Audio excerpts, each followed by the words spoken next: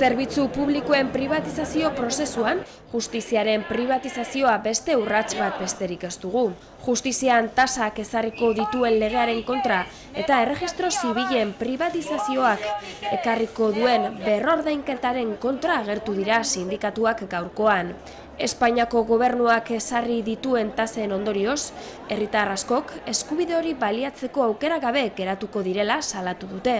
Horrekin batera erregistro zibila esku pribatuetan usteak, herritarren datuak interes pribatuen eskuetan usteaz gain, kostu ekonomiko bat sortuko duela salatu dute. Orain arte ordaindu ez ditugun hainbat zerbitzuren truke ordaindu beharko dugulako.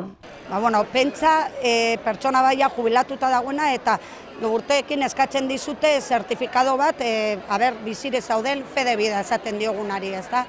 Eta hori eskatzeko kobratuko diete.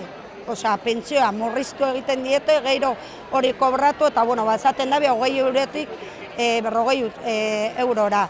Eta eman gauzatarako, osea, ja ez gara jungo udal batera papera eskatzeko eta hemen gaudela gure etxe bizitzamen dago, ez dakizer, erregistro guztia pasatu nahi dabe registradoretik.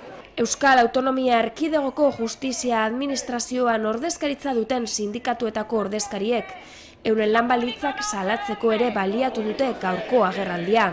Gure egoera gaur egun zelan gauden, gure egunak, oporrak eta murrizketako inguruan momentuz ez daukagu egutegirik, ez dakigu zenbat egun aukiko ditugun, ez dakigu ezer. Kontuan hartu behar dugu erregistro zibilaren privatizazioak, 255 lanposturengan eragina izan dezakela Euskal Autonomia Erkidegoan.